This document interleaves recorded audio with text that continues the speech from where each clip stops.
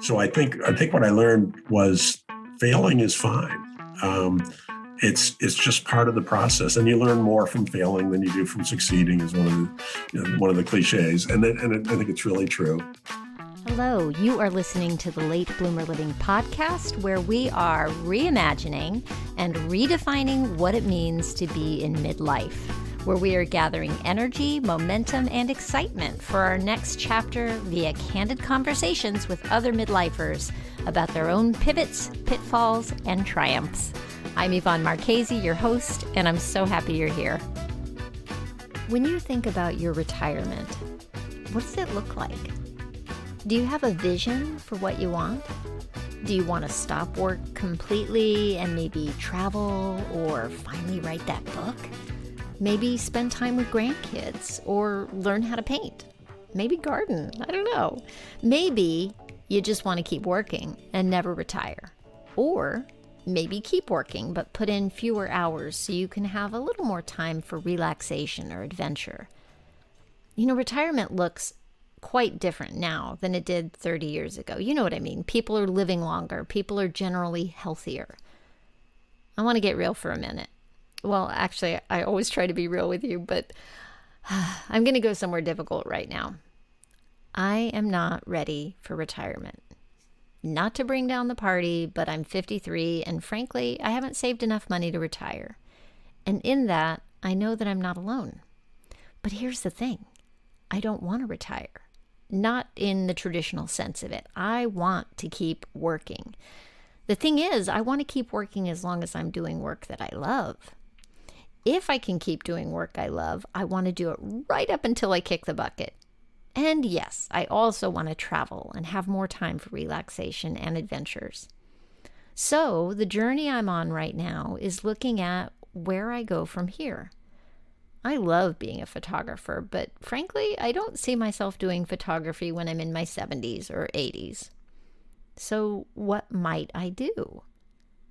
That's why I do this podcast. I'm using this podcast as a personal exploration of what's possible as we age, with the hope that it also keeps you engaged in thinking about what's possible for you. Also, and this is very important, I recognize that I may not have a choice about when I retire. By that, I mean it's possible I may end up with some sort of health condition that keeps me from working, and frankly, that's what scares me. So you know what I do? I exercise almost every day, and I try to eat healthy food and keep my brain agile. I figure the effort I put into staying healthy is better than any insurance plan. And still, I know that despite my best efforts, in the end, stuff happens. So the other thing I do is take care of my mental health. I meditate every day because for me, it helps me deal with stress and anxiety. You know, the worries about stuff happening. I guess what I'm getting at is that I'm doing my best to live a life that I've designed very much on purpose, and I believe we can all do that. If we take the time to listen to our heart and visualize what we want and take daily action towards our desires, we can get much closer to those desires than if we just put our heads down and survive each day, you know, putting out one fire and then moving on to the next. My guest today has me thinking in new ways about what retirement can look like. Richard Haiduck is a former life sciences executive and a mentor, and now in retirement, he has a very active retirement. He's immersed in challenging the boundaries of his own retirement while observing the experiences and areas of curiosity of his fellow retirees. You see, at age 7, he was sure he wanted to be an author. And now, 66 years later, that dream has become a reality. He has written a book called Shifting Gears: 50 Baby Boomers Share Their Meaningful Journeys in Retirement. It's full of really cool stories. The inspiration for the book came from hearing about the meaningful journeys in retirement that were being taken by his friends and colleagues. And they were doing fascinating activities at this stage of their life, and often in completely new directions from their prior careers. And the idea that these stories could become a book became a driving force for Richard. I can't wait for you to meet him. Okay, so without further ado, here's Richard Haiduck. Let's go. Richard, thank you so much for being here with me today. Oh, I'm delighted to join you. You look like you've done some really interesting podcasts, and I'm looking forward to our discussion. I am too. I'm gonna start this podcast off with your favorite opening question for your interviews that you did in your book, which is, how would you describe this stage in your life? Nobody's asked me that question, and I've asked probably 75 people that question, so that's interesting. I would describe this stage of life as joyful, freedom, lots of freedom, and far more sense of purpose than I ever imagined, and far more sense of purpose than I've ever had. The combination of things that I'm doing I have just really been meaningful to me.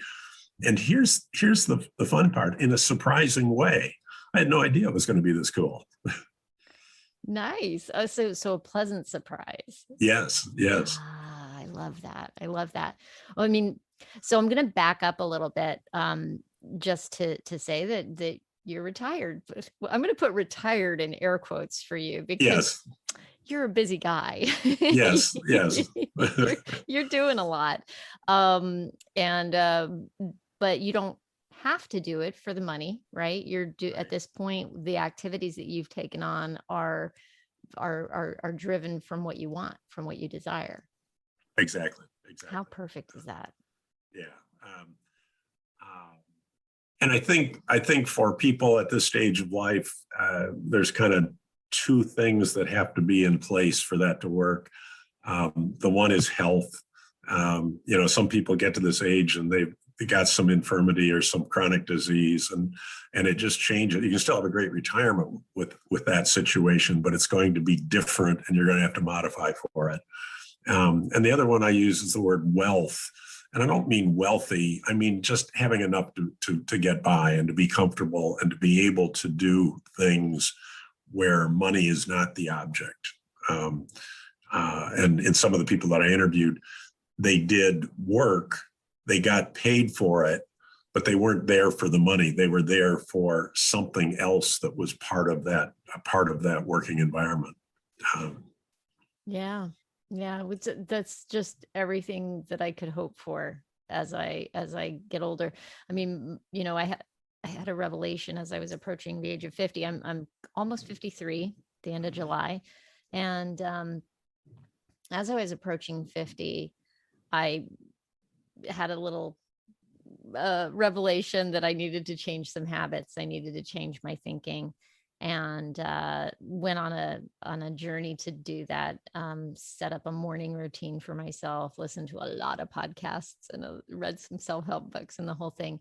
And what I realized is once I did that for myself, once I started feeling better, I did start changing the way I was thinking. And really what came from it was this sense of hopefulness about the next 30 years, where, first of all, the changes that I made, I'm healthier now than I was all through my 40s. And feeling better and having that hope made me start thinking about the next 30 years with a sense of excitement and, oh, what might I be able to do if I stay healthy? Yes. Right. That very important thing is if I stay healthy. And then too, I'll sit and think, well, what if I'm not healthy? What if something goes wrong? Can I still think about having a purposeful existence or some, Yes. One of my favorite stories in the book is a lady who dealt with her health. She's a very gritty lady, very tough, very determined. She had 4 leg surgeries over 3 years, 2 hip replacements, 2 knee replacements. She was on a cane that whole time. And at the end of it, she said, I got all new parts. I can get myself into shape. I want to do something really big and really challenging. And so she talked her boyfriend into climbing Mount Kilimanjaro in Africa, which is a 19,000-foot mountain. You start at sea level, you climb for 6 days. It's just a grueling kind of thing. And while she was training, her girlfriends, of course, said, Donna, you're crazy. You couldn't have done that in your 20s. Why are you doing that now? And she says, you don't understand. I've got to do this. This is important to me. I've been dealing with bad health. I've now got a chance to do something really challenging, and I'm going to go off and do it. And if I don't make it, that's okay. But I want to take on this challenge to myself personally and to my health. And just an amazing lady to talk to as she described why this was important to her. So she's an example of, she didn't let her health get in the way. In fact, she's really, I think, a role model. You know, if you got a little ache or pain and you say, well, I can't go out for a walk today. Well, wait a minute. Donna climbed Mount Kilimanjaro after 4 leg surgeries. You can take a walk around the block with the dog. Right. It really is about the commitment to what you want, and the willingness to take on the crazy, I think. Yes. Right? Yes. Like, yes. You got to listen to that voice. If that voice won't leave you alone, if you feel compelled, even if it seems crazy to you and other people, I'm saying go for it. Yes. Yes. Yeah. One of the things I ask people when they're in their retirement is there anything that you've thought about that your friends and family have said, you're crazy, you can't do that? I said, and if you haven't had that experience, why not? Aren't there things that you've always wanted to do and had a reluctance to do? You've got the freedom now. You can choose to do that now in a way that you never could. And some of the people in the book, of course, they came on with some really crazy ideas and went off and did them. Sometimes succeeded and sometimes failed, but always tried. Yeah. And it's the trying it's cliche, right? It's the journey, but it really is. It really is the journey. It's who you become in the doing of the thing, or the effort to do the thing, I think.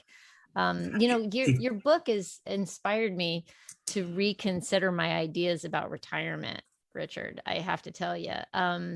First of all, I love the structure of it. I was, looking through it, and you first you talk about location, like how do you determine where you want to go. I really loved the RV life section. Yes, my husband and I have RV dreams. Never knew about RV caravans. The whole idea of buying a spot to put it and keep it and go pick it up from there. That was like, oh, so interesting.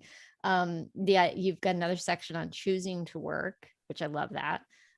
Leisure activities, of course, the whole section on giving back and having purpose. And that couple that was teaching meditation to prisoners was, and then the whole idea at the end of that inward resilience and how do you deal with things when they do go wrong, right? But let's go back to that. Oh, go ahead. I was going to say that where to live question. I thought was a fascinating one. I don't know if I told you this, but we've just recently moved to a place called Pacific Grove in California.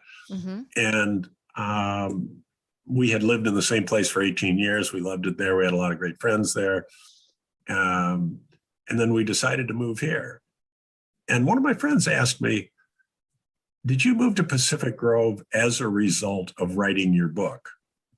And I said, Ron, what are you talking about? And then I thought, no, I know what he's talking about.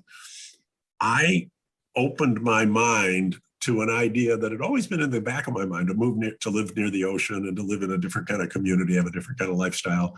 And the book and the interviews and the people who were venturing out caused me subconsciously, not in a conscious way, but subconsciously to say, why not? Let's go do it.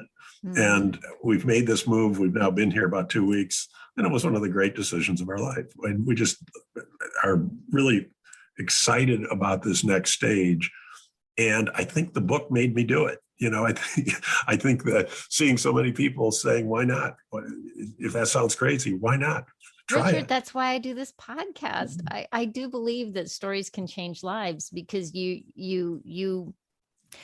a thing that they say about, hearing a story, even if it's fiction, you connect emotionally to that story and that person, and it changes you, you know? Well, I think that I agree with what you've said for a lot of people. I've talked to a lot of people about how do they prepare for retirement, how do they learn about retirement, and some people learn by getting a checklist. They read a book and they say, here are the 9 steps of doing this, and they go 1 and they check, number 2 they check. Other people, and I think you and I are probably in this category, learn by seeing somebody else doing something cool. Mm-hmm. Somebody does something that you don't copy, you don't do it exactly, Right. but it causes you to think about things in a different way. And one of the consequences of the book, I've heard this from a number of the readers, is I look at my life in a different way because of that story about X, Y, and Z. Mm-hmm. One of the really most purposeful stories in the book is the one you had mentioned about the couple who are retired and teach anger management in a maximum security prison. And it's as tough a volunteer gig as you can imagine. Yeah. And they get a lot of pushback. They get a lot of people kind of screaming at them and saying, get out of here. I don't want to listen to you. And they say, calm down. I'll be back next week and we'll talk again. That kind of purpose in your life is I don't think a lot of people are going to volunteer to work in a maximum security prison after reading the book, but they may challenge themselves to say, well, wait, what could I do that fits my priorities, that challenges me as much as those 2 people challenge themselves? Mm-hmm. Mm-hmm. Yeah, you're going to want, different people are going to want different levels of challenge, right? That's going to be true at any point in life. But yeah, while I admire that thing that they've done, I'm not sure I'm built for it. and the wife of the couple, when they go into the prison, they separate. They each go and do different things as part of the program. Part of it is together, and part of it is they're separate. And she's a tiny little lady, very slight, very short. Mm-hmm. And she's on her own without an escort in the prison. And I said, that must terrify you. And she said, no, I never really think about it. I'm here to help them. I think they know that. I don't think anybody's going to hurt me. Nobody's ever hurt a volunteer in the prison. She said, once in a while, I'll look up and see if there's a guard up on the wall looking down on us. And I feel better if there is one. And I feel a little bit twitchy if there's not one there. But she says, I go on about what I'm doing. So I can't imagine that would work for very many people. I think most people would be terrified because it's a very intimidating situation. Yeah. Man, crazy. You know what I really want to talk to you about?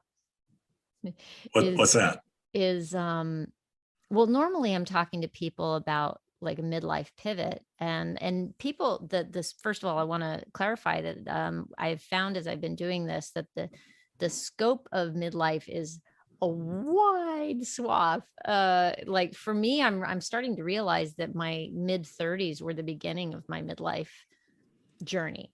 And I know I've talked to a number of older people who are like, I still feel like I'm midlife in my 70s. And you in your 70s were a first-time author. And always, and from what I know, I listened to one other podcast that you were on. You wanted to write books when you were 7, right? Yes. And then life happened and you lost that thread or pushed it away or whatever happened. So I'm curious, what was that process like, that whole reinvention of okay, I'm So it is correct that when I was 7, I was writing fiction. I had a little writing pad. Every day I'd write another story, almost every day for about a year. Wow. And then at 7, that's kind of extraordinary for a 7-year-old. I'm just going to say, for a 7-year-old to sit down and have a daily practice of writing, that's Yeah, so these were not deep stories. The longest story was a full page. That's okay. No, and they were still, all, that's the habit. yeah, and I was having fun with it. I was getting a lot of encouragement from the people around me, parents and teachers and friends, and it was fun. And then it stopped as abruptly as it started, and I moved on to riding my bike or being with my buddies or that sort of thing. And then 65 years later, I had an opportunity to pick up that thread again. I've always been I read a lot of books. I'm a real fan of a very large variety of types of books. But about 65 years after I stopped my short story writing, I was with one of my buddies and who is retired. And he said, I don't know if I've ever told you this, but I was in the Senior Olympics. And I said, Dave, you were in the Senior Olympics? And I didn't know that.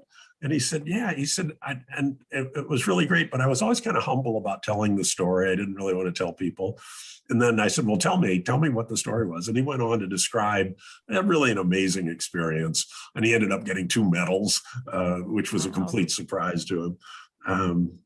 And then just kind of randomly, so that kind of raised my antenna a little bit. So when I would be with people, I'd say, tell me about something in the stage of your life that's kind of surprising. And over the next few weeks, I had 2 more. Yeah, two more experiences that were kind of like, I thought I knew this person, but they're doing something as part of their retirement. And it kind of crept up on me. The story sounded like they needed to be told. I looked at my own situation and I said, I've been retired for a while. I've enjoyed it. I've got a set of perspectives. I've got the time to do this. And I kind of said, why not? It was a bold idea. Some people told me I was crazy. You can't start writing a book when you're 72. But I said, well, what's the downside? Why not? And Yvonne, I kind of said, but wait a minute, I'm in a retirement stage. A couple of things have to happen for me to really get immersed in this. And the first one was probably the most important, which is I got to enjoy it. If it gets to be a drag, at that point I stop. And there's no penalty for stopping. You don't get a slap on the wrist if you don't finish a book. But if you start a book and you're having fun doing it, you keep going. And then the second one was more of a creating something for someone else. I had to feel that the book was accumulating to be useful to people who were thinking through this stage of their life. And as I would interview people, that was like a snowball coming down an avalanche. It's just like, wow, that story's cool. Wow, that story's cool. I can't believe that person did that. And so that part turned out to be a kind of an easy criteria. Yeah. Yeah. And then what was the process like of getting the book out into the world? I mean, so you interviewed. How many people did you interview? Because it says here 50 baby boomers share their meaningful journeys in retirement as your subtitle. So the book title, Shifting Gears, and then 50 baby boomers share their meaningful journeys in retirement. So did you interview more than 50? Did you select it down from those and choose 50 because it was a nice round number? How did this all come about? So I interviewed just over 75 people. Mm-hmm. I found them basically from networking. I started with my friends and then I would interview them, and every interview would end with, and who else should I talk to? Mm-hmm. And some of the referrals I got were just to some really amazing people. As you had mentioned earlier, one of the questions that I always used was, how would you describe the stage of your life? And then the important thing about that question was that I would shut up and listen. I had a tape recorder running, but I would not interrupt them. I would not, unless there was something I just completely didn't understand. And then when they'd pause, I'd ask a question that would be kind of, I don't know if you know Terry Gross, but she's masterful at this. And she'll say, oh, Why is that? Oh, tell me more. Oh, what were you thinking? And so with a 3 or 4 word question, the person then launches into a next level of detail. And sometimes it was in that second, third, or fourth level of detail that the real passion and the meaning and the purpose came out, instead of just a description of, I went down to the store and I bought a loaf of bread. It was, I went to the store, I bought a loaf of bread. And the reason I did that was because I've always done this. And, so that questioning style that I absolutely copied from Terry Gross served very well to get people to open up, as she does. I'm no Terry Gross, but I can copy what she does and do kind of an approximation of it. But here's the other consequence of that. At the end of the interviews, I had transcripts of all the interviews. I had 800 pages of transcripts of people telling just fascinating stories, and lots of them. Some of the people told me like 4 or 5 different things. Mm-hmm. And so now I had to do this heartbreaking process of saying, what do I cut? I pretty quickly concluded I wasn't going to write an 800-page book. Mm-hmm. I pretty quickly concluded that some of this that was in the transcript was just people rambling, that it didn't connect. You couldn't put it into a written document. It was fine as a conversation, but not as a written document. So I had to go through and kind of sort down what were the stories that were interesting in a range of things. I didn't want it to be a book of masterful accomplishments like climbing Kilimanjaro. I wanted it to be a cross-section of some things that were, achievable by anyone. Mm-hmm. One of the great favorite stories was seeing the joy of a lady and her girlfriends who formed a ukulele group. And they all learned to play the ukulele together. And they said, it's really simple. You only have to learn 4 chords and you can play most songs. So they once a month do a sing along and all that. And pretty soon they were on stage. They were actually doing public performances. And it was just, it wasn't climbing Mount Kilimanjaro, but it was too. For them, it was cool. It was fun. They had the freedom to do that because it was important to them. So long rambling answer of how do you get from 800 pages down to a reasonable sized book is you wash out the duplicates, things that sound similar, mm-hmm. those disappear. Things that had a uniqueness stayed in. In a couple of cases, someone told me 4 or 5 stories and I might leave 2 of them in. But mostly it was kind of one story per person, and then grouped into the sections that you had talked about before. Yeah, which I love. I love the structure that you chose for it. It does make it a little bit of a guidebook, the way you've structured it. But not a how-to. It's how to copy someone else rather than a checklist. Right. And that it kind of seems like things to think about. Things to consider. These are some buckets where you might, and it also, I love that you've got the table of contents at the beginning so that if you want to revisit something and go, oh, where was that idea, and you can go back and look to it and dive in deeper, which was really cool. I have to wonder too, what did you learn about yourself in the process of doing this? Well, I learned that it was okay to go buy a new house and move after living one place for 18 years. That's a big one. Yeah, that was a big one. But I think I learned that the freedom to fail is a bigger part of this stage of life. When I was working, I would do things where I would take a chance and have some career risk or whatever. But I wouldn't try something that I thought probably wouldn't work just to see how it would go.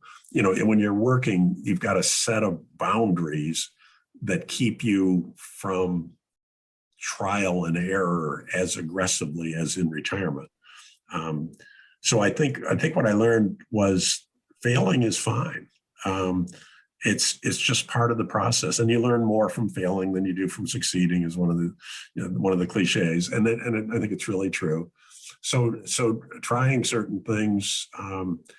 I think the other thing I learned,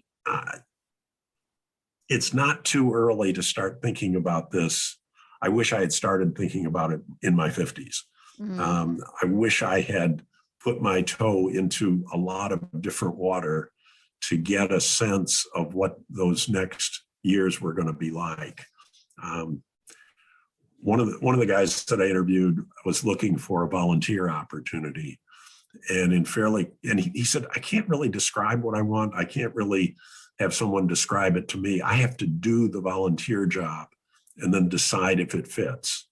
And in fairly quick succession, he went through 4 different ones. And he says he tried it, and then it sounded like it was going to be good. And then he says, "Oh, but I didn't like that part." And then he'd try another one, and on his 4th one, he says, "I nailed it. Now I've got exactly the volunteer work that fits with the rest of my life, that fits with my priorities, fits with my values." And he's happy as he can be with it. And he said, I could stop those that weren't working in a way that I couldn't when I had a job. When you have a job, you have certain obligations. When you're retired, you don't have those obligations. You can say, "This isn't any fun. This isn't accomplishing anything for me. I'm moving on. I'm going to do something else." Yeah. So all of those are kind of a bunch of different things that I think have influenced me from hearing about it from others. The other thing that I've been wondering about for you is, and again, I heard it on this other podcast that you're on, is you're on your bike a lot, right? Yes. So you're staying active. I've always had kind of a commitment to fitness, but when I was working, I couldn't live up to it. I couldn't do enough. I guess I could have, but I wasn't able to put an activity of daily living approach to exercise, because some days I was traveling, some days I had other commitments. And so on the weekends I would exercise, and that was helpful. But in retirement, can I carve out 2 hours for a bike ride during the day? Last week I did 4 different bike rides. When I was working, the number of weeks where I did 4 bike rides was unusual. When I was on vacation, perhaps, but not while I was working. So I think physical exercise is something I enjoy, and I think it's important, and I think it's good for my longevity. And now that we've moved to the ocean, we've just started kayaking, and I think you'll identify with that because of your interest there. But and that's going to be another great way to exercise. And I really think we will take a hike or go for a bike ride or go kayaking or do something physical every day. And that's going to be an important component of the multitasking activities of this stage of life. Yeah. So going back to the book, you were a writer at the age of 7. And did you do any writing at all in between? I do writing for the business work that I would do, and Right. Let's call it boring writing, writing, letters to people, business plans, that kind of stuff, but not creative writing. Yeah, your career was in the life sciences, right? It was in life sciences, and the last 12 years of that, I was working with startup biotech CEOs, helping them to kind of deal with the various challenges of early stage biotechs. But the writing part, well, first of all, I cheated on the writing part. If you think about this a little bit, I wasn't writing, I was recording and editing. So okay, I did the transition. I get that. I did the transition words. But somebody said, "Oh, how could you write that many words?" I said, "I didn't. I transcribed them." Yeah. And I almost completely took the words exactly as they were transcribed. Once in a while, I had to put linkers in between things just to give some continuity, and I'd do a short intro to each story. but mostly those were their exact words. And you can see it sometimes because you can feel the person talking in a conversational way, not in the way that you would write that sentence. One of the neat stories I thought was the guy who was running his 19th marathon, and it was in a hot and humid day in Hawaii, and he was just fading. It was just the hardest physical thing he's ever done. And his way of describing that, you could feel his gasping for air. You know, an English teacher wouldn't look at those sentences and say, "Oh, that's the way you'd write that sentence." But you would say, "I can picture this guy running this marathon." And then just one other corollary to that, when we did the audiobook, a guy named Bruce Kramer is the talent on that. And when he got that marathon story, he made it just spectacularly vivid. Oh, I'd love to hear it. I'd love to hear it. He really captured it. Are you familiar with Studs Terkel's Working, the book Working? Yes. Is it behind you there? So Studs Terkel, that's one of the favorite books of my life. Interesting. Working. Wow. Yeah. And when I started this process, I said, Studs Terkel did for working people what I'm going to try to do for people in the retirement stage of their life. And he captured candid conversations. He got people to open up to him. And he just, I don't know if he was probably too far back to even have a tape recorder, but he did a transcript of their things. So Yvonne, what I did, I had the book Working sitting on the shelf behind me, and I would do 2 or 3 interviews and then go read a chapter of Studs Terkel. And then there you go. Wow. When I was editing it's great that you spotted that, because it's unusual that people kind of spot the connection, because Studs Terkel's from a long time ago. He was in the 70s. It's sitting on my bookshelf over there. Is it really? Okay. Oh, yeah. Isn't that a great book? I mean, yeah. And the style that he did. Those were my 2 role models, Terry Gross for interviewing and Studs Terkel. The Terry Gross thing, I've always been an admirer of her. And I was driving to one of my interviews and had her show on. And this was actually one of my very first interviews, might have even been my first. And I was listening and I thought, wow, why can't I do that? Why can't I ask questions the way she does? And then I kind of said to myself, well, you can just do it, try it, and refine it over time and do it in your own way. Right. But that really made a difference in the way this book turned out, was her ability to question. And then Studs Terkel, the ability to kind of keep a cross section and have no boundaries on the types of people that you want to include in the book. And in Working, as you'll recall, there's all sorts of people doing all sorts of things with all sorts of passions and motivations around it. And he just captures it. And the vernacular of their speech. That's what made me think of it when you were talking about, the hearing different people's voices and how you're like recording it. And it's landing on the paper, and it is in the vernacular of the person. It's how they speak. It's not crafted and molded into, something other than what it was.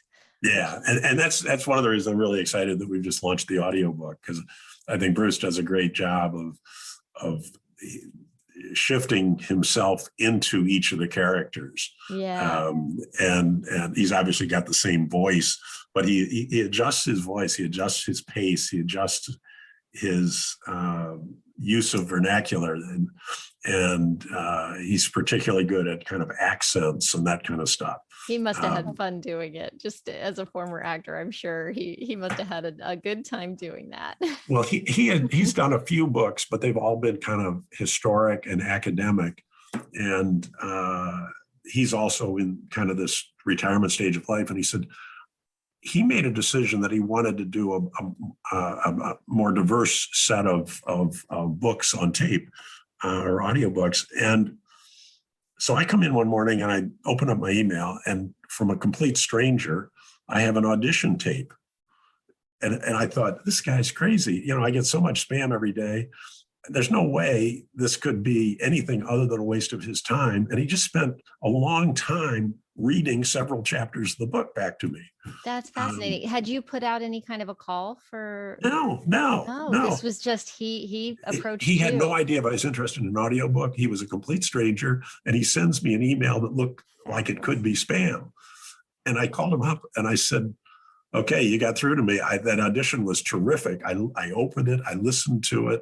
I wasn't sure if it was going to be something that contaminates my computer or not. Right. But I took a chance on it. Right. And I said, but Bruce, this has got to be a horribly low percentage game where you do 20 audition tapes to get somebody to just even open it. And he said, no, you don't understand. I'm now 1 for 1. I picked your book because I thought it would be a great one to do. Nice. I put my heart and soul into the audition tape.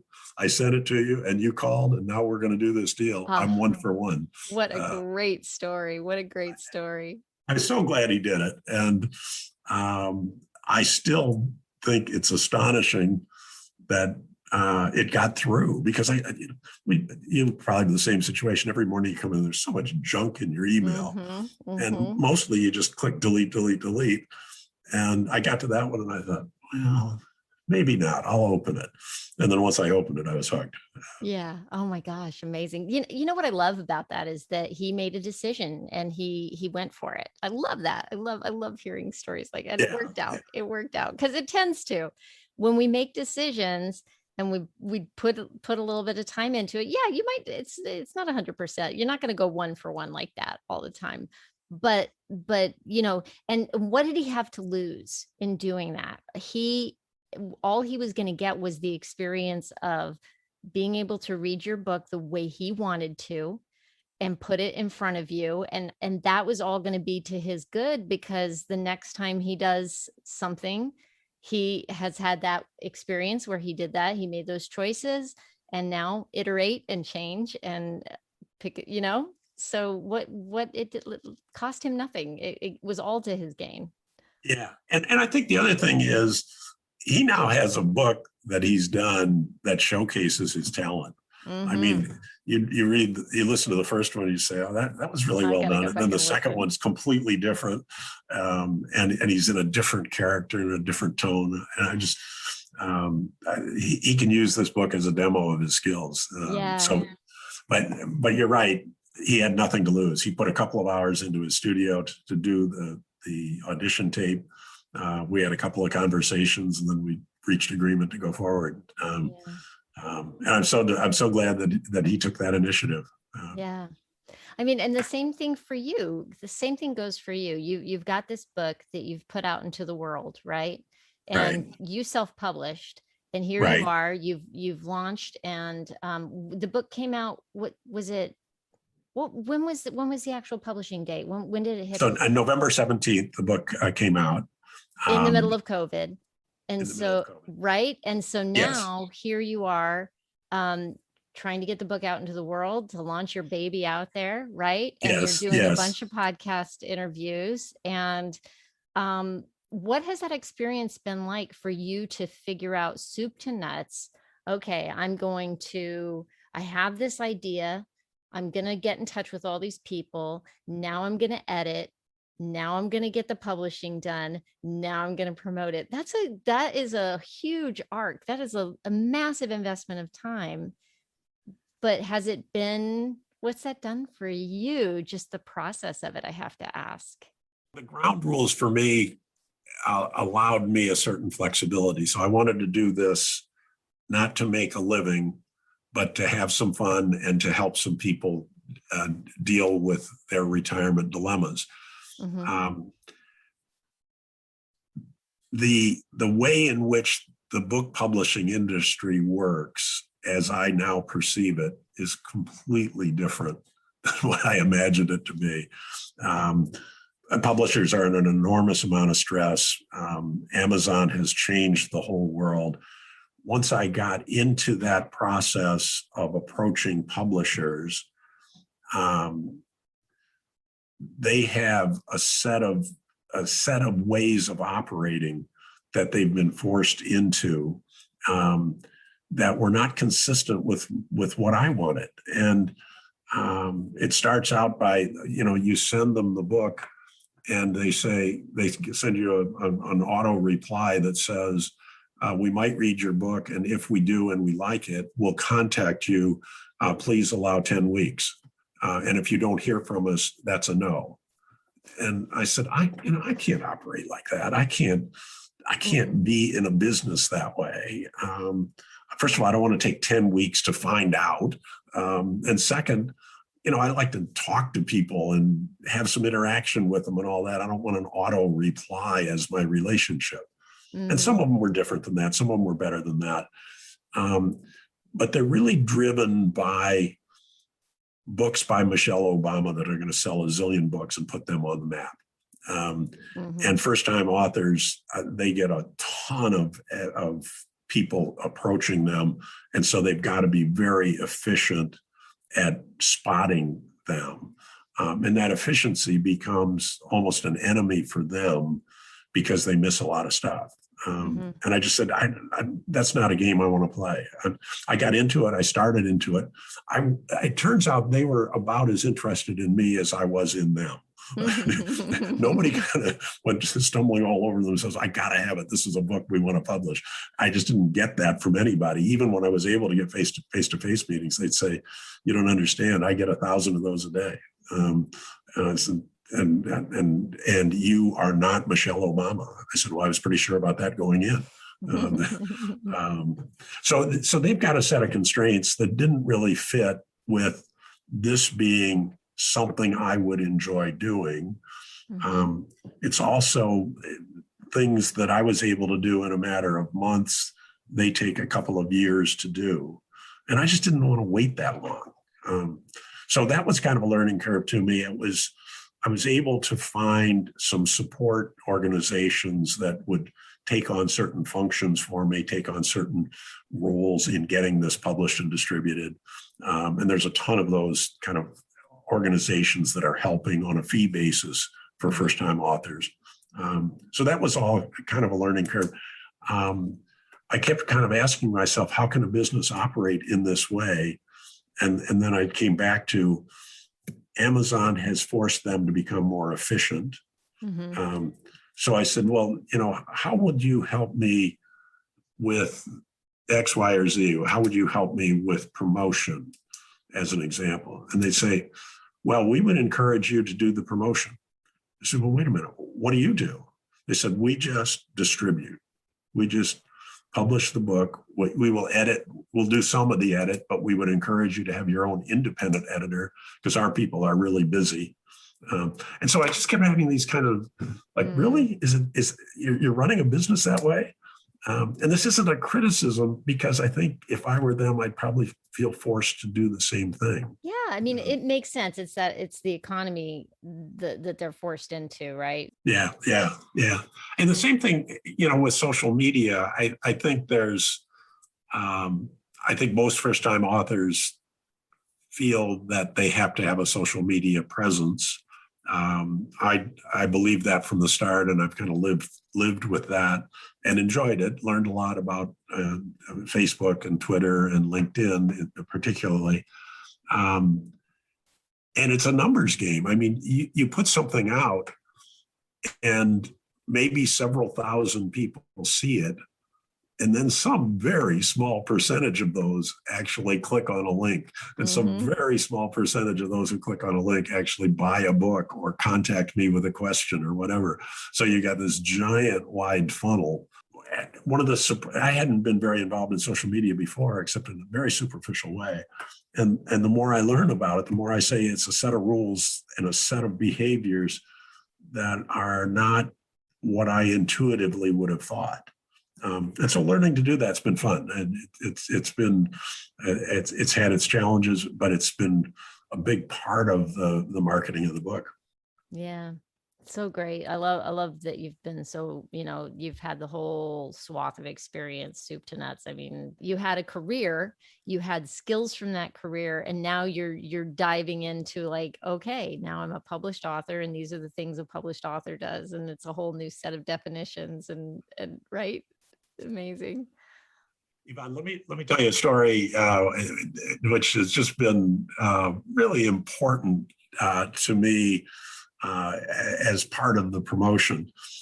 Around Christmas time, I was talking with my daughter and son-in-law, and because of COVID, we've had a great relationship with their kids, 12 and 14-year-old grandsons. We do a lot of stuff together with them and all that. But of course, in COVID, we were not able to do that. Mm-hmm. And so we'd have these Zoom calls and everybody'd be smiley and nice and maybe even have some fun. But after a while, it was just getting like, how much can you do on Zoom?